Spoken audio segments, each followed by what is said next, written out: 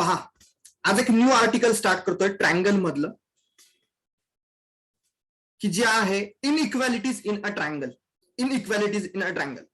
आतापर्यंत कोणत्या गोष्टी पाहिल्या आपण? आतापर्यंत पाहिलं की कॉन्ग्रुएन्स काय असतो ट्रायंगलचा, नाही का? कॉन्ग्रुएन्स म्हणजे काय? सेम पाहिजे, सेम. ओके, म्हणजे साइड आणि अँगल सेम हवे.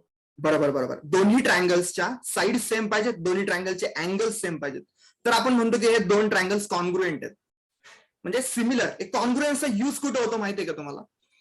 तर मास प्रोडक्शनसाठी यूज होतो कॉन्ग्रुएन्सचा. मास प्रोडक्शन म्हणजे फॉर एक्झाम्पल तुम्हाला देतो, मला सांगा, आता गणपती आलेत आणि गणपतीच्या मूर्ती आपल्याला बनवायच्यात. ओके, तुम्ही प्रत्येक मूर्ती जर हाताने बनवायला लागलात, नाही का, हाताने बनवायला लागलात, तर किती टाइम लागेल रे? खूप सारा टाइम लागेल, बरोबर. बट तुमच्याकडे जर एखादा साचा असेल गणपती बनवायचा, तर साच्यामध्ये तुम्ही ते पीओपी वगैरे भरलं आणि मूर्ती बनवली की झाली रेडी मूर्ती तयार, नाही का? अशा खूप साऱ्या, म्हणजे मास प्रोडक्शन करायचं असेल, आता गणपती तर सर्वच जण बसवतात घरी, नाही का? मग प्रत्येकालाच गणपती पाहिजे. ओके, मग अशा वेळेस काय करायचंय? खूप सारे गणपती बनवायचेत ना, मग प्रत्येक गणपती थोडी आपण हाताने बनवत बसणार आहे. मग त्यासाठी आपण साचा बनवतो. साचा म्हणजे काय? त्यामध्ये माती वगैरे भरून हे बनतं, गणपती बनतो, बरोबर. त्याला म्हणतात साचा. मग अशा साच्याच्या हेल्पनी काय करतो आपण? गणपती बनवतो. खूप सारे गणपती बनवू शकतो ऍट ए टाइम, नाही का? मग इथे ऍक्च्युली काय होतं? हे गणपतीचा साचा म्हणजे काय असतो? ऍक्च्युली कॉन्ग्रुएन्सच असतो ना, म्हणजे छाप सेम टाईपच्या गणपती जसेच्या तसे आपण हजारो बनवू शकतो ना, सेम साच्यामध्ये. म्हणजे ऍक्च्युली आपण काय करतोय? कॉन्ग्रुएन्सचाच यूज करतोय, नाही का? कॉन्ग्रुएन्सचाच यूज करतोय. कॉन्ग्रुएन्स म्हणजे सिमिलॅरिटी, सर्व सेम टाईपचे गणपती बनवतो सेम साचा यूज करून. ओके, अशा ठिकाणी कॉन्ग्रुएन्सचा यूज होतो. किंवा तुम्ही तुमच्या हातामध्ये पेन असेल, ओके, कोणताही घ्या रे पेन, कोणत्या कंपनीचा असतो? लेक्सी एक कंपनी, नाही का, कंपनी, पेनची कंपनी. सो त्यांनी काहीतरी बनवलं, नाही का, त्यांनी एक साचा बनवला असेल किंवा सिस्टीम बनवली असेल की असे खूप सारे पेन्स बनवायचेत, नाही का, लाखो पेन बनवायचेत. मग त्यांच्याकडे एक सिस्टीम आहे, तिथे पण काय होतं? कॉन्ग्रुएन्सचा यूज होतो ना. म्हणजे कॉन्ग्रुएन्सचा यूज असं मला म्हणायचंय की मास प्रोडक्शनसाठी होतो. ओके, बट ठीक आहे, ही बेसिक आयडिया होती. बट इनइक्वॅलिटीज इन अ ट्रायंगल मध्ये काय पाहायचंय आपल्याला? तर ठीक आहे, कॉन्ग्रुएन्स मध्ये रिलेशन असतं. ओके, टू ट्रायंगल्स जर कॉन्ग्रुएंट असतील तर दोन्ही ट्रायंगलच्या सर्व साईड सेम असतील, सर्व अँगल सेम असतील, काही प्रॉब्लेम नाहीये. बट असं जर झालं तर रे, की दोन ट्रायंगल मध्ये साईड्स पण डिफरंट आहेत आणि अँगल्स पण डिफरंट आहेत. दोन ट्रायंगल्स मध्ये साईड्स पण डिफरंट आहेत, किंवा ट्रायंगल्स मध्ये, एका ट्रायंगल मध्ये साईड पण डिफरंट आहेत आणि अँगल्स पण डिफरंट आहेत. मग या साईड आणि अँगल मध्ये काय रिलेशन असतं का? काय रिलेशन असतं का? अनइक्वल साईड्स आणि अनइक्वल अँगल्स यामध्ये काय रिलेशन असतं का? तर याचा स्टडी करायचा आहे. म्हणजेच काय स्टडी करायचं आहे? तर इनइक्वॅलिटीज इन अ ट्रायंगल. खूप सिंपल आर्टिकल आहे, खूप सिंपल आर्टिकल आहे. बट हे आर्टिकल फक्त आपल्याला समजून घ्यायचंय, नाही का? ओके, ऍप्टिट्यूडच्या लेवलनं समजायचंय. ओके, फक्त अभ्यास आहे म्हणून नाही करायचं आपल्याला हे आर्टिकल. तर आपला ऍप्टिट्यूड इम्प्रूव्ह होईल या दृष्टीनं करायचंय. म्हणजे फॉर एक्झाम्पल तुम्हाला सांगतो, या गोष्टी तुम्हाला पण दिसत असतात, फक्त त्या इथे टेक्निकल भाषेमध्ये मांडलेल्या आहेत. फॉर एक्झाम्पल तुम्हाला सांगतो बरं का. आता पहा, मी ते एक लाईन ड्रॉ करतो. पहा, ए बी, इथे एक लाईन ड्रॉ करतो, स्ट्रेट लाईन. ही ट्रायंगलची साईड आहे असं समजा, ए बी. आता मी काय करतो? तुमच्याकडे कंपास असतो, तो बरोबर, कंपास असतो. ते कंपासचं एक स्टीलचं टोक असतं आणि एका साईडला पेन्सिल असते. तुम्ही काय कराल? एक लाईन ड्रॉ करून घ्याल, A B. Okay, A B एक लाईन ड्रॉ करून घ्याल. म्हणजे सांगतो मी फक्त कसं करायचंय, करू नका आता लगेच. ए बी एक लाईन ड्रॉ केली मी अशी, आणि कुठल्याही लेनची ड्रॉ केली. नंतर कंपास घेतला, कंपासचं स्टीलचं टोक ना ए वरती ठेवलं मी, ए वरती ठेवलं, आणि पेन्सिलवाल्या टोकनी तुम्हाला आवडेल इतक्या रेडियसचं एक आर्क ड्रॉ केलं. काय केलं? एक आर्क ड्रॉ केला, असं तुम्हाला आवडेल तितक्या रेडियसचा. ओके, आणि या आर्क वरचे काही पॉइंट्स तुम्ही पिक केलेत. ओके, काही पॉइंट्स तुम्ही पिक केलेत, जसं की मी आता इथे पहा, इथे ए पॉइंट पिक करतो, किंवा काय म्हणतो याला, एम पॉइंट पिक करतो, एम. आणखी दुसरा एक पॉइंट पिक करतो इथे, एम. नंतर एन करतो, एन. आणखी एक करतो, एम एन ओ, ओ करतो. आणखी एक करतो, M N O P. Okay, M N O P. हे 4 पॉइंट्स पिक केले मी, MNOP. आणि आता काय करतो, हा जो बी पॉइंट आहे ना, या बी पॉइंट पासून हे आर्क वरचे सगळे पॉइंट्स जॉईन करून घेतो. पहा, बी पॉइंट पासून या आर्क वरचे सर्वच्या सर्व पॉइंट्स मी जॉईन करून घेतो. ओके, स्ट्रेट लाईन आहे, स्ट्रेट लाईन आहे. नंतर पुढे हा एन पॉइंट,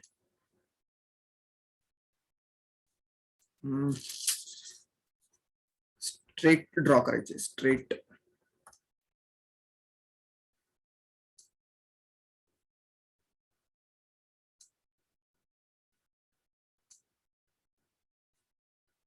ओके,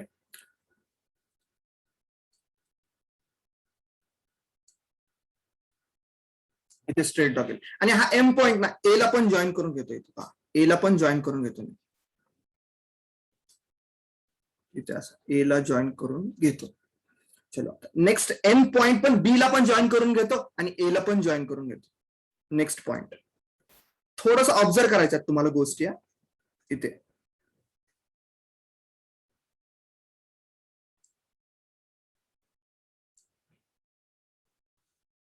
तुम्हाला कोणत्या गोष्टी ऑब्झर्व करायच्या, तर तुम्हाला या लेंथ ऑब्झर्व करायच्यात, लेंथ ऑब्झर्व करायच्यात या ट्रायंगलच्या.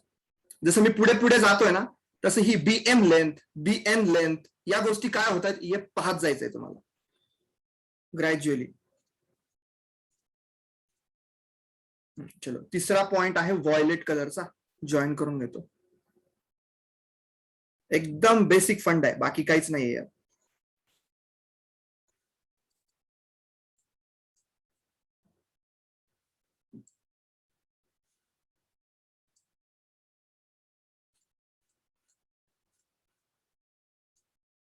आणि लास्ट पॉइंट जॉईन करून घेतो ग्रीन कलरनी, पी. या लेन्स ऑब्झर्व करा, बीएम, बीएन, बीओ, बीपी, या सर्व लेन्स ऑब्झर्व करा.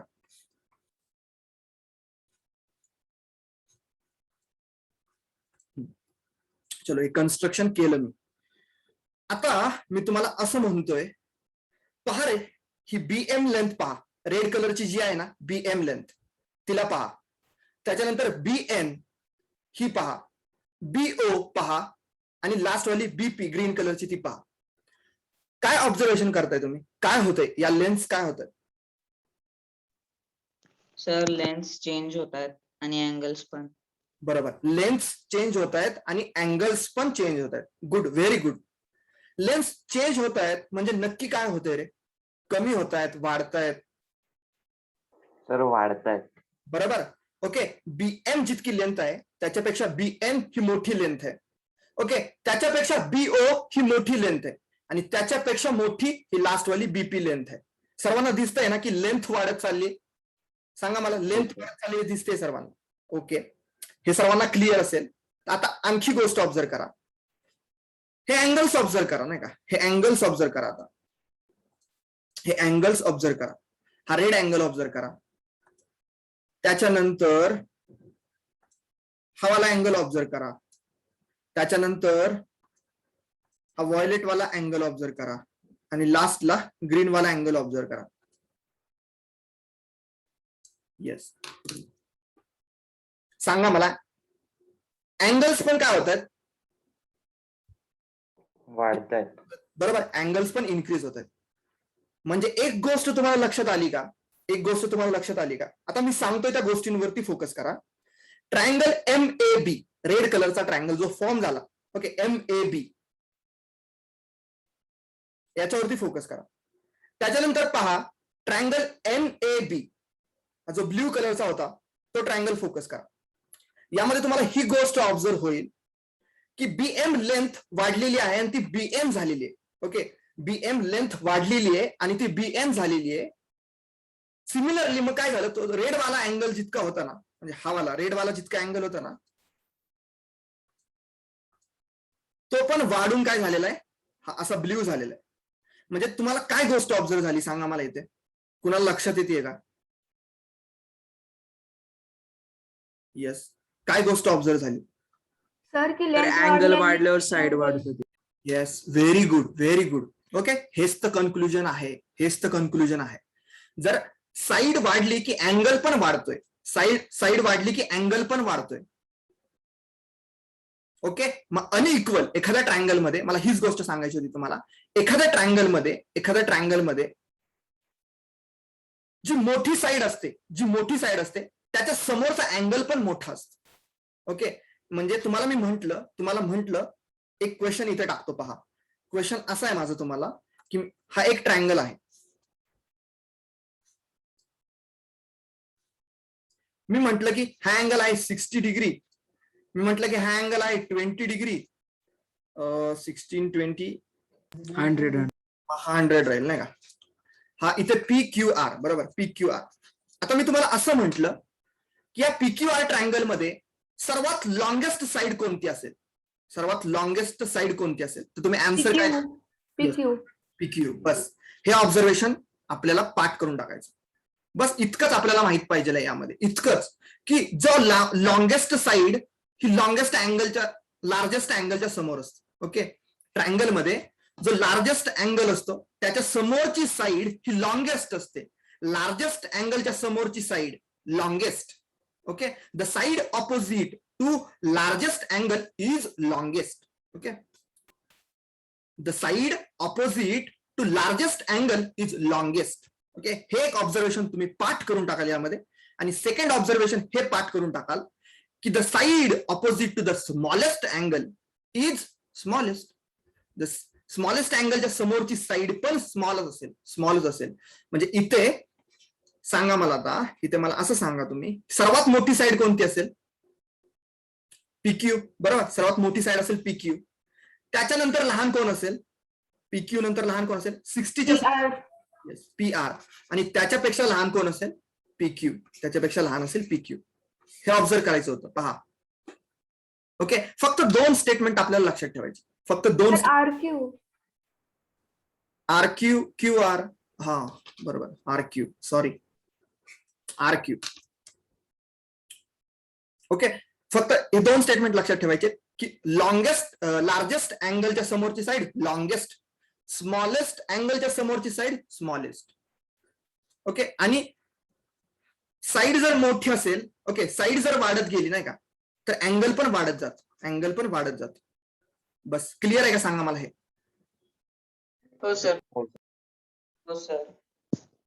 ओके, चलो पुढे जातो.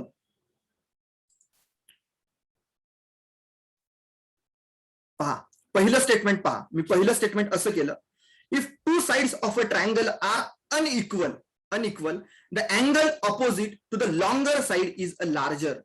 लॉंगर साइडचा ऑपोजिटचा अँगल हा लार्जर असतो, ही गोष्ट. आणि सेकंड स्टेटमेंट आपण हे पाहिलं की any triangle side opposite to the larger angle is a longer. Okay, याला म्हणायचं असतं कॉन्व्हर्स. ओके, सांगतो पहा, लक्ष द्या.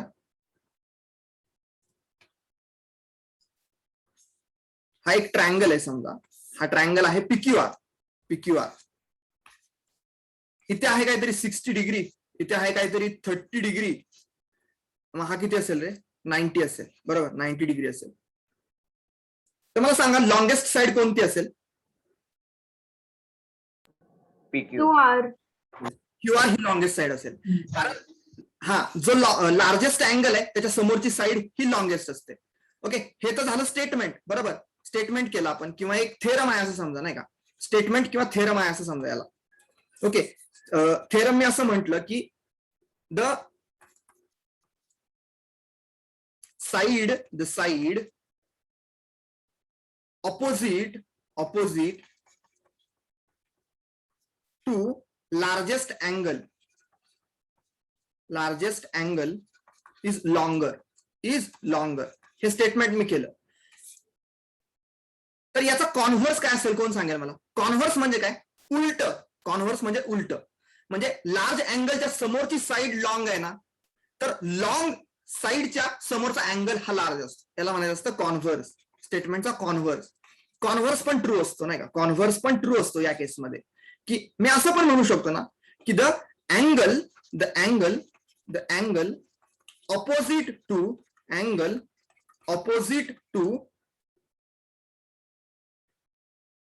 largest side, the angle opposite to largest side is longer. Yes, is longer. म्हणजे मोठ्या अँगलच्या समोरची साईड जर मोठी असेल तर मोठ्या साईडच्या समोरचा अँगल पण मोठा असतो. ओके, हेच स्टेटमेंट आहे. सेमच गोष्टी आहेत, फक्त 2 डिफरंट वेने लिहिलेले आहेत, बाकी काही सुद्धा नाहीये. आणि बस हेच लक्षात ठेवायचंय, बाकी काही सुद्धा लागत नाहीये यामध्ये. ओके सर हा बोल. मला एक डाऊट आहे सर, जर असे क्वेश्चन आले आणि तर परीक्षेत लिहिताना आपण असं लिहू शकतो का, म्हणजे पुढं if the angle opposite to the largest side is longer? बिलकुल लिहू शकतो, बिलकुल लिहू शकतो. हेच तर लिहायचंय, म्हणून तर इथं स्टेटमेंट लिहिलीत पहा मी. Important conclusion. ओके, हेच लिहायचंय. समजा की हे थेरम्स आहेत नाही का, काय समजाल हे थेरम्स आहेत. ओके, पहिलं थेरम हे आहे की two sides of a triangle are unequal, angle opposite to longer side is larger. Long साइडच्या समोरचा अँगल पण लार्ज असेल आणि त्याचा कॉन्व्हर्स स्टेटमेंट इथं केलेलं आहे. If in any triangle side opposite to the larger angle is longer, large अँगलच्या समोरची साइड पण लॉंग असेल. बस हे 2 स्टेटमेंट लक्षात ठेवायचे, बाकी काय नाहीये. ओके, आणि थर्ड एक स्टेटमेंट सांगतो पहा. थर्ड मध्ये असं म्हटलंय, sum of any 2 sides of a triangle is greater than third side. Okay, व्यवस्थित रीड करा. Sum of 2 sides of a triangle is greater than third side. म्हणजे कोणताही एखादा ट्रायंगल असेल ना, कोणताही एखादा ट्रायंगल असेल पहा, मी म्हणतो की हा 4 सेंटीमीटर आहे, हा 3 सेंटीमीटर आहे, आणि म्हणतो ही साइड 7 सेंटीमीटर आहे.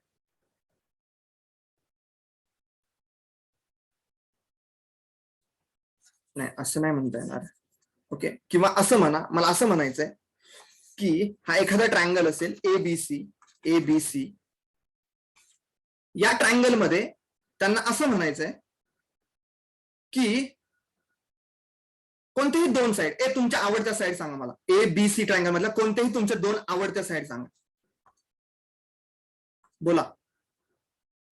ABAC. हा, एबी आणि एसी. चलो, एबी आणि एसी म्हणतोय कौस्तुभ.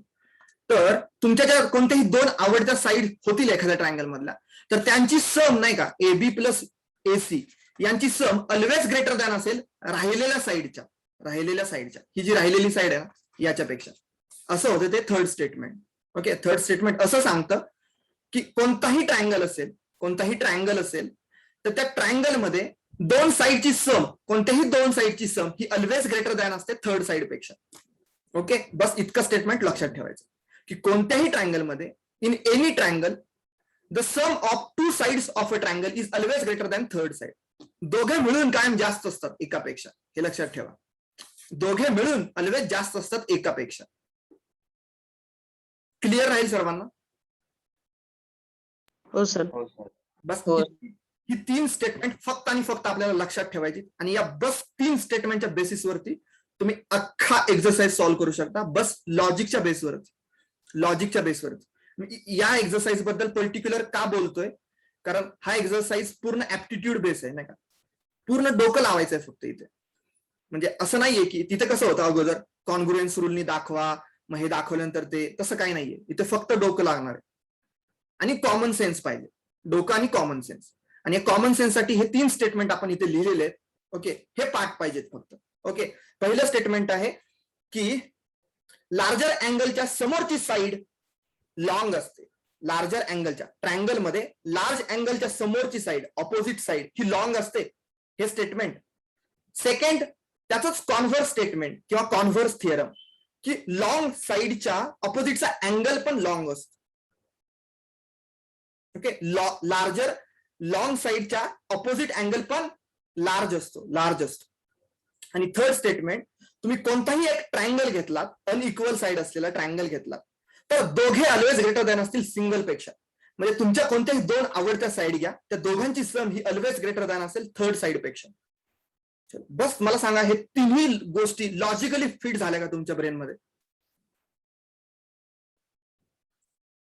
म्हणजे 3 गोष्टी.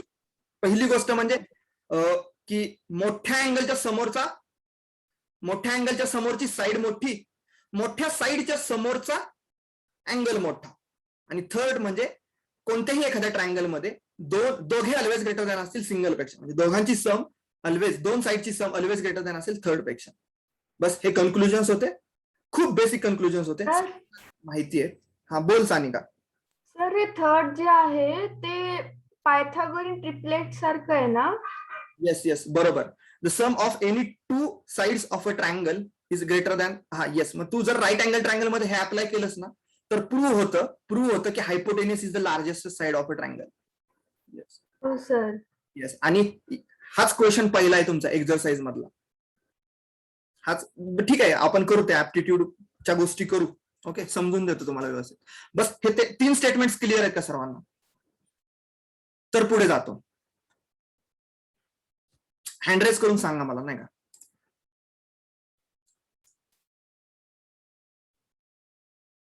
ओके, चलो पुढे जातो. येस, आता पहा प्रॉब्लेम कसे आहेत पहा. प्रॉब्लेम सर्वजण व्यवस्थित समजून घ्या ना. सॉल्व्ह करायची बिलकुल घाईच करू नका. ओके, सॉल्व्ह करायची बिलकुल घाई करू नका, फक्त समजून घेऊ आपण व्यवस्थित. पहा काय म्हटलेलं आहे एक्झाम्पल 9 काय आहे. D is a point on side BC. D is a point on side BC. Okay, BC side वरती डी पॉइंट आहे, दिसतच आहे आपल्याला. Of triangle ABC such that AD is equal to AC. AD is equal to AC म्हणजे ही side आणि ही side equal दिलेली आहे. म्हणजे सांगा रे, एडीसी कोणता ट्रायंगल आहे? आयसोस्केलेस की इक्विलॅटरल? आयसोसेलेस. आयसोस्केलस. 2 साइड्स असतील तर आयसोस्केलस असतो, तिन्ही साइड सेम असतील तर इक्विलॅटरल असतो. ठीक आहे, पुढे काय सांगितलंय? एबी ग्रेटर दॅन एडी आहे दाखवा. कुठे एबी म्हणजे ही साइड, एबी ही side is greater than AD आहे दाखवा. एडी कुठे? एडी हाय, याच्यापेक्षा मोठी आहे दाखवायची. सर बोल सानिका. सर एबीडी ची जी डी ची आहे ना अँगल, डी चा अँगल तो सी च्या अँगल पेक्षा मोठा वाटतोय इथे का? अच्छा, हा हा हा. बट ठीक आहे, आपण प्रूव्ह करून दाखवू. ओके, फक्त लक्ष द्या, आता प्रूव्ह करून सांगतो. बघ आता आपल्याला काय सांगितलं प्रॉब्लेम मध्ये, एबी ग्रेटर दॅन दाखवायचं ना एडी पेक्षा. काही नाही, कॉमन सेन्स ठेवायचा एकदम. पहा, AB is greater than AD. Okay, फक्त लक्ष द्या. आता मला सांगा, तुम्ही ऑब्झर्व करून सांगा, एबी ही कोणत्या अँगलच्या समोरची साइड आहे रे? Angle D. अँगल डीच्या समोरची आहे, बरोबर? अँगल डीच्या समोरची आहे. किंवा आता पहा, मला सांगा, अँगल डी जर हा स्टार असेल, असा स्टार असेल, तर सी अँगल किती असेल रे? स्टारच असेल ना. अरे दिसतोय ना इक्विलॅटरल ट्रायंगल. इक्विलॅटरल ट्रायंगल मध्ये इक्वल साइडच्या ऑपोजिट अँगल्स पण इक्वल असतात. मग हा जर स्टार म्हटलं मी तुम्हाला, तर तुम्हाला हा स्टार म्हणावाच लागेल. हा स्टार म्हणावाच लागेल. ओके, आणि या इथल्या अँगलला मी म्हणतो हा टिकवाला अँगल आहे. चलो, हा टिकवाला अँगल आहे, किंवा काय म्हणतो याला, स्क्वेअर अँगल म्हणतो. स्क्वेअर जरा ओके वाटतं, स्क्वेअर अँगल आहे. सो आता मला सांगा रे, थोडंसं ऑब्झर्व करून, एबी ग्रेटर दॅन एडी आहे हे दाखवायचंय, म्हणजेच कोणता अँगल मोठा दाखवला पाहिजे कोणत्या अँगल पेक्षा? एबी मोठा दाखवायला पाहिजे एडी पेक्षा. बरोबर, एबी एडीबी अँगल एसीडी पेक्षा मोठा दाखवायचा. Okay, ADB correct. एडीबी मोठं दाखवायचं आपल्याला एसीबी पेक्षा. करेक्ट. पहा ना, या मोठ्या ट्रायंगल मध्ये या स्टारच्या समोरची साइड आहे ना रे एबी. स्टारच्या समोरची साइड आहे ना एबी. मग जर स्टार अँगल मोठा असेल, स्क्वेअर पेक्षा,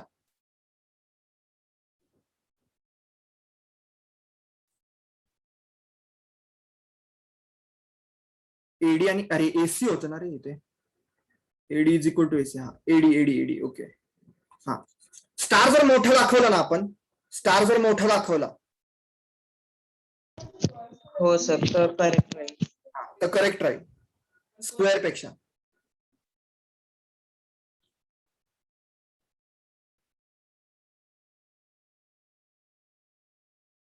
चलो, काय करता येईल थोडा विचार करा. सर मी काय म्हणत होते, जर आपण अँगल एडीबी एसीडी पेक्षा मोठा दाखवला तर ते तसंच अपोजिट साइडनं हे होईल.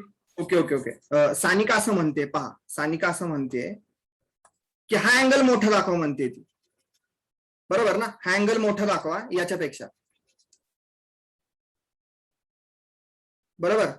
म्हणजे तुम्ही या ट्रायंगल वरती फोकस करा, ट्रायंगल एडीबी वरती फोकस करा, ट्रायंगल एडीबी वरती फोकस करा. येलो वाला ट्रायंगल जो मार्क करतोय मी, हा वाला. तो मोठा दाखवता येईल. हा मोठं दाखवता येईल, बरोबर, मोठं दाखवता येईल.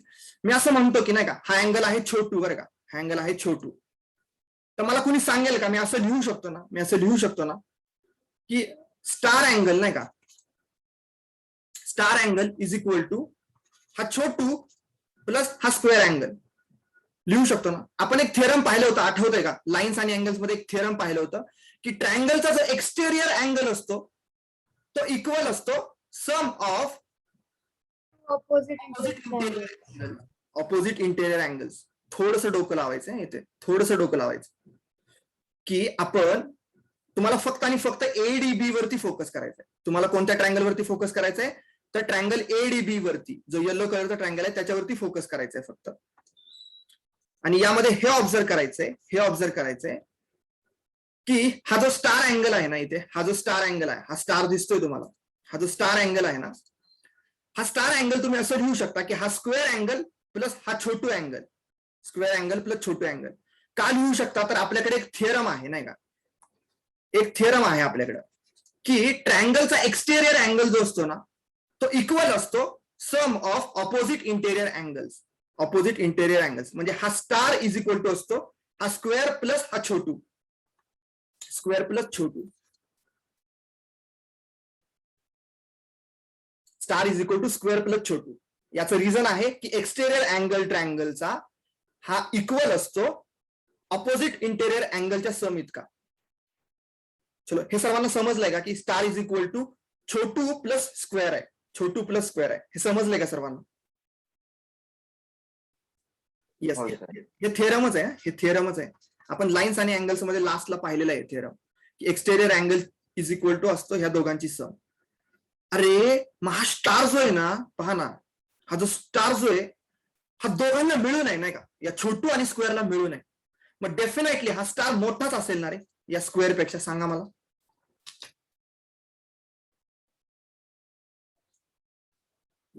म्हणजे हा स्टार जो अँगल आहे ना, star angle is equal to आहे छोटू प्लस स्क्वेअर, छोटू प्लस स्क्वेअर. अरे म्हणजे छोटू एक अँगल आणि स्क्वेअर एक अँगल हे जेव्हा दोघं मिळवले जात आहेत, ऍड केले जात आहेत, तेव्हा स्टार बनतोय, तेव्हा स्टार बनतोय ह्या दोघांना ऍड केल्यानंतर. म्हणजे डेफिनेटली यातल्या एका अँगल पेक्षा हा तर मोठाच असेल ना, स्टार हा मोठाच असेल ना, सांगा मला, असेल की नाही? स्टार हा स्क्वेअर पेक्षा मोठा असेल की नाही? अरे मी म्हणजे तुम्हाला असं म्हटलं रे बाळांनो की 5 इज इक्वल टू 3+2 असेल, 5 इज इक्वल टू 3+2 असेल तर डेफिनेटली 5 हा 2 पेक्षा मोठा असेलच ना रे.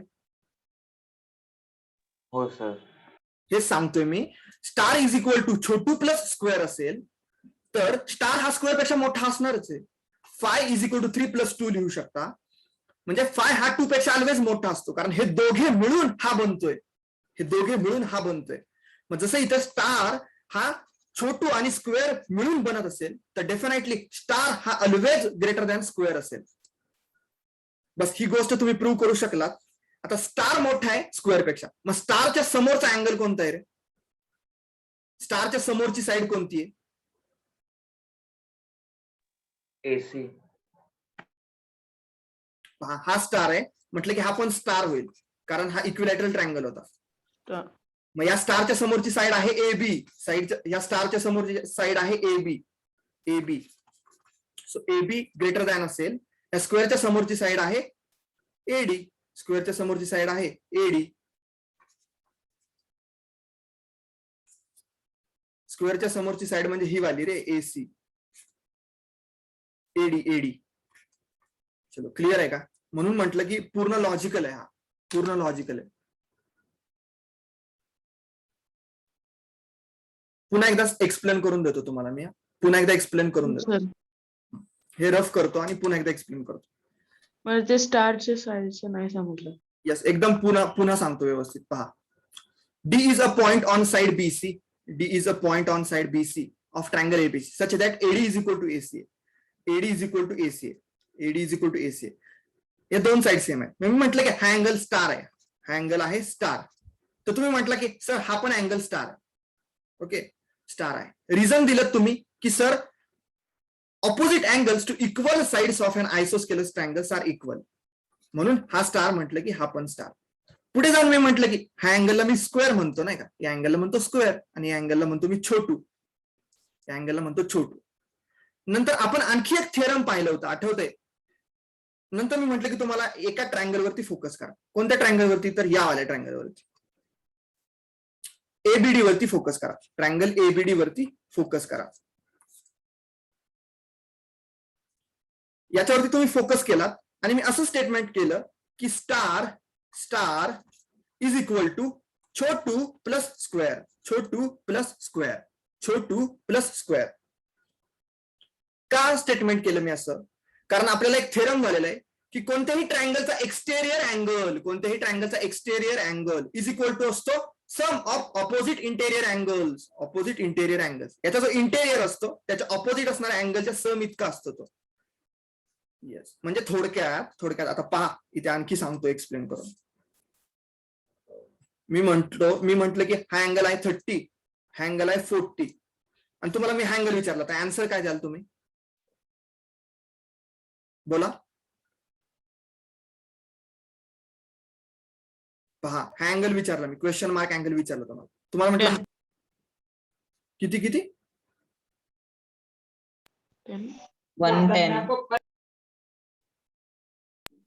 110 आहे सर. 110 नाही रे. अरे हे सांगतोय की एक्सटेरियर अँगल ह्या दोघांच्या सम इतका असतो रे, 70 असेल असं मला म्हणायचं. ओके, ते डायग्राम वरती नका जाऊ, मला कन्सेप्ट सांगायची होती तुम्हाला की हे दोन अँगल्स ऍड केले की हा बनतो बाहेरचा. म्हणजे आणखी एखादा ट्रायंगल इथे ड्रॉ करतो. पहा, हा तुम्हाला म्हंटल की हा आहे इथे काहीतरी 10, हा इथे आहे 30, इथे हा घ्या 70, घ्या हा 70, घ्या हा घ्या इथे 40. हा किती असेल विचारलं तर काय आन्सर द्याल? 110.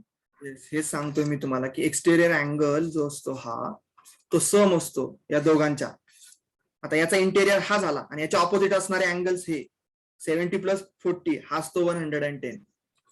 चलो, क्लिअर आहे का? बोला. हो सर. तरी पण आणखी एक क्वेश्चन विचारतो. पहा, आता हा आहे मी म्हंटल 50, हा आहे 50, पुन्हा हा म्हंटल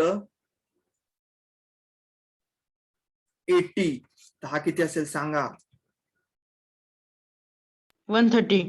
हा बरोबर, 130. काय केलंस 130? हा आणि हा ऍड केलास, बरोबर. हा आणि हा हो सर. हे सांगतोय की exterior angle is equal to the sum of opposite interior angles. आता क्लिअर झालं हे क्लिअर झाल्यानंतर आता तुम्हाला समजतंय ना की हा जर स्टार असेल बाहेरचा, हा जर स्टार असेल तर हा स्टार इज इक्वल टू हा प्लस हा आहे, स्क्वेअर प्लस छोटू आहे. आता हे कळालं का लिहिलंय मी? हो सर. ओके, आता हे जर समजलं असेल तर मला सांगा, star is always greater than square असेल ना? ओके, हो सर. कारण ते छोटू प्लस स्क्वेअर आहे.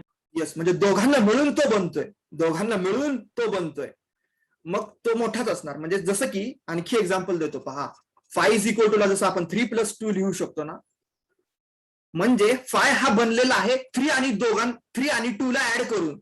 5 हा बनलेला आहे 3 आणि 2 ला ऍड करून. मग 5 हा ऑलवेज ग्रेटर दॅन असतो 2, 5 ऑलवेज ग्रेटर दॅन असतो 3. ज्यांच्यापासून बनलेला ऍड करून त्यांच्यापेक्षा ऑलवेज ग्रेटर दॅन असतो. म्हणून इथं लिहिलं स्टार हा बनलेला आहे हा छोटू प्लस स्क्वेअर अँगल पासून. सो स्टार हा ऑलवेज ग्रेटर दॅन असेल या स्क्वेअर पेक्षा, ऑलवेज ग्रेटर दॅन असेल या स्क्वेअर पेक्षा. सो बस हेच प्रूव्ह करायचं होतं. ओके, आता तुम्ही हे प्रूव्ह केलं की स्टार ग्रेटर दॅन आहे स्क्वेअर पेक्षा. मग आता एक गोष्ट सांगतो, आता पहा, ट्रायंगल ऑब्झर्व करा, एबीसी ऑब्झर्व करा, एबीसी ट्रायंगल एबीसी म्हणजे मोठावाला ट्रायंगल ऑब्झर्व करा. हा वाला बाहेरचा एबीसी दिसतोय का? हा एबीसी मोठा. हो सर. हा, मग या एबीसी मध्ये मला सांगा कोणती साइड मोठी असेल? स्टारच्या समोरची की स्क्वेअरच्या समोरची?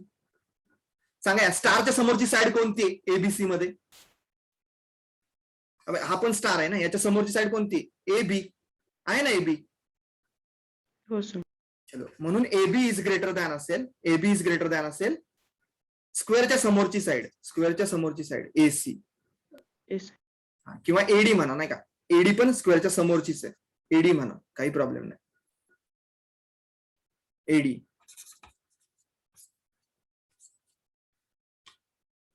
होप क्लिअर आहे तुम्हाला, नाही का?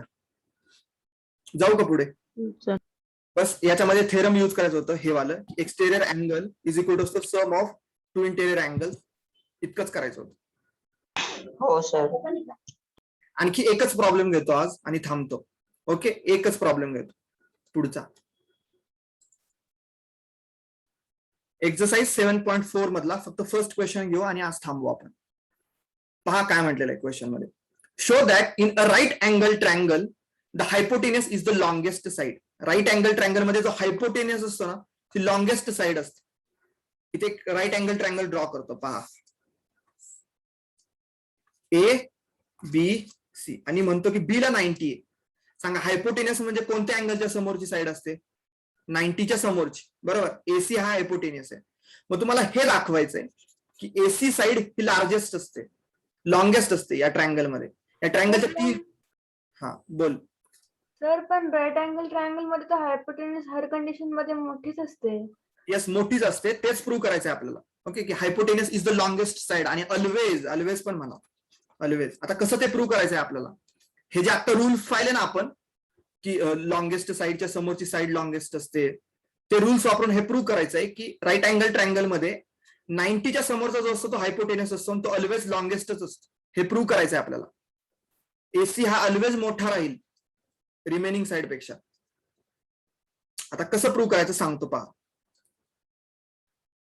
मी असं म्हणतो नाही का, याला म्हणतो छोटू आहे, याला म्हणतो छोटू आहे आणि याला म्हणतो स्टार आहे, स्टार आहे. पहिली गोष्ट मला सांगा, हा छोटू प्लस हा स्टार प्लस हा 90 डिग्री इज इक्वल टू किती आहे?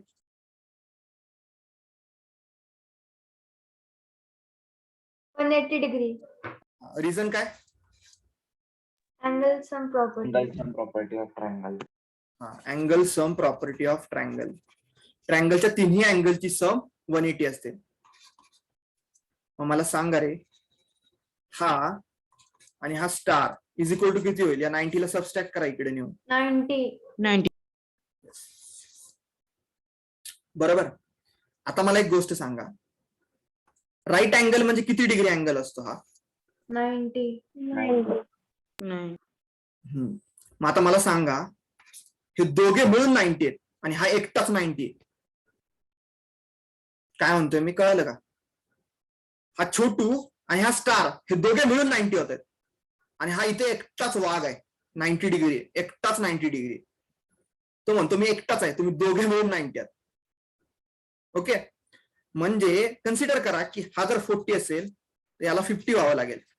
म्हणजे एक वाढला तर एक कमी व्हायला लागेल. म्हणजे हे दोघे मिळून 90 आहेत आणि हा एकटाच 90 आहे. म्हणजे मला असं म्हणायचंय की हा जो राईट अँगल जिथं फॉर्म झालाय ना, हा जो राईट अँगल जिथं फॉर्म झालाय म्हणजे अँगल बी हा ऑलवेज ग्रेटर असेल अँगल ए आणि अँगल सी पेक्षा. Angle A and angle C पेक्षा. हो सर. हे लॉजिक आहे बरं का, हे लॉजिक आहे. ओके, बाकी यात काहीच नाहीये.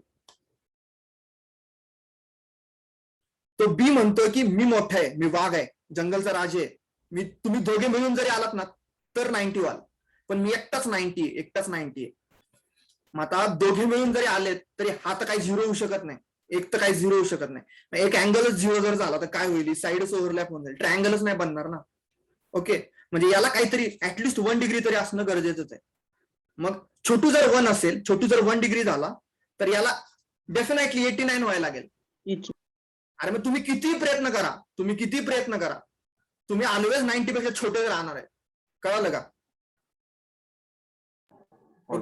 जंगलच्या शेरपेक्षा तुम्ही छोटेच राहणार आहे. कितीही ट्राय करा तुम्ही, नाहीच होऊ शकत तुम्ही मोठे. 90 पेक्षा मोठे होऊ शकत नाही असं म्हणतोय हा बी म्हणतोय. मग बी जर ऑलवेज मोठा राहत असेल तर त्याच्या समोरची साईड ऑलवेज मोठी राहील ना रे. येस, आणि 90च्या समोरच्या साईडला आपण हायपोटेनियस म्हणत असतो. म्हणून तर स्टेटमेंट केलंय त्यांनी की हायपोटेनियस ऑलवेज ग्रेटर दॅन असतो. ऑलवेज म्हणजे राईट अँगल ट्रायंगल मध्ये हायपोटेनियस हे ऑलवेज लॉंगेस्ट साइड असते. हा त्याचा प्रूफ आहे. क्लिअर आहे सर्वांना?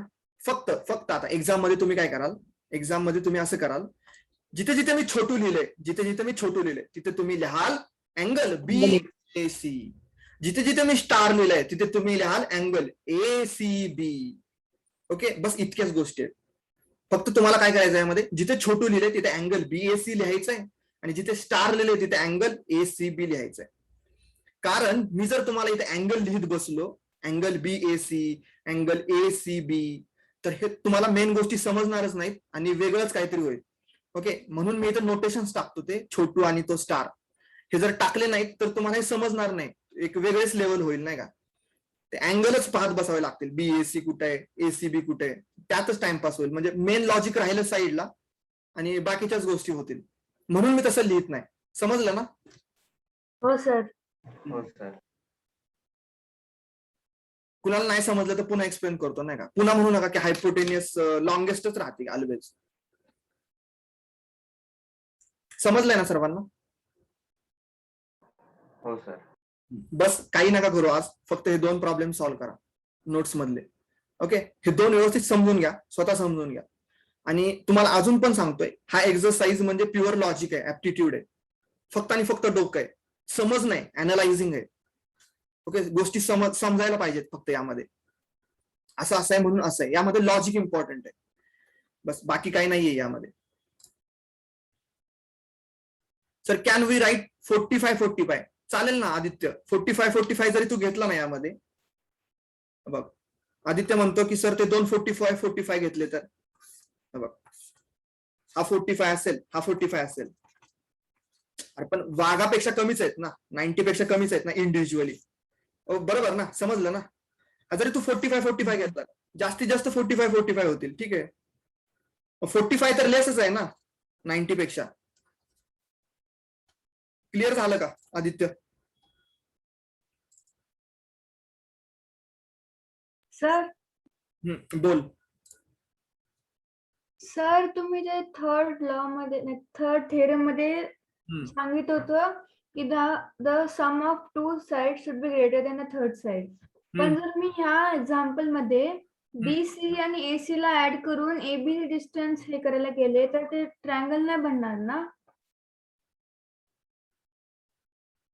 काय म्हटलीस? बीए डिस्टन्स आणि बीसी डिस्टन्स ऍड केल्यावरती? नाही, बीसी आणि एसी डिस्टन्स ऍड केल्यानंतर एबी तर छोटाच राहील ना तुमच्याहून. हो हो हो, नाही एबी नाही बनणार मग. ओके, सर 35+55 पण आणि का थेरम काय होतं माहितीये का ते? तू काय म्हणतेस, तू असं म्हणते ना की बीसी आणि एसी ऍड केले तर हे ऑलवेज ग्रेटरच राहील ना एबी पेक्षा. काय प्रॉब्लेम आहे? ओके, कोणत्याही तुझ्या आवडत्या 2 साइड तू सिलेक्ट केल्यास, बीसी आणि एसी, बरोबर? तू बीसी आणि एसी तुझ्या आवडत्या 2 साइड सिलेक्ट केल्यास तर यांची सम ऑलवेज ग्रेटर राहील ना थर्ड साइड पेक्षा, एबी. असं होतं ते थेरम. हो, ओके ओके, कळालं. ओके, थेरम मध्ये गफलत नको करूस. तू तुझ्या आवडत्या या ट्रायंगल मध्ये तू तुझ्या 2 आवडत्या साइड सिलेक्ट केल्यास.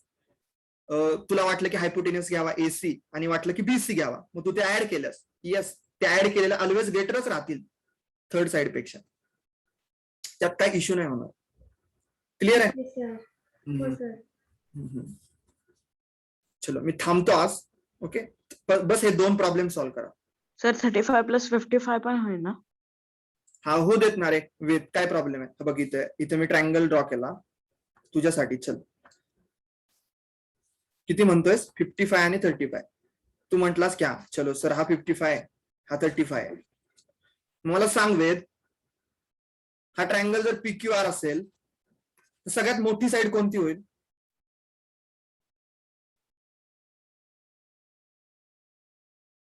सगळ्यात मोठी साइड कोणती होईल?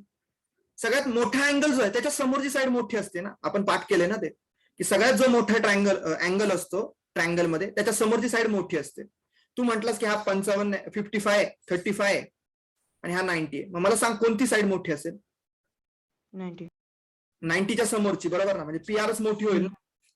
ओके, म्हणजे कसंही घ्या सेमच राहील. क्लिअर आहे का वेद? हो सर. चलो थांबतो इथे. बाय एव्हरीवन, भेटू उद्या. Thank you sir. Bye sir. Thank you sir. Bye sir.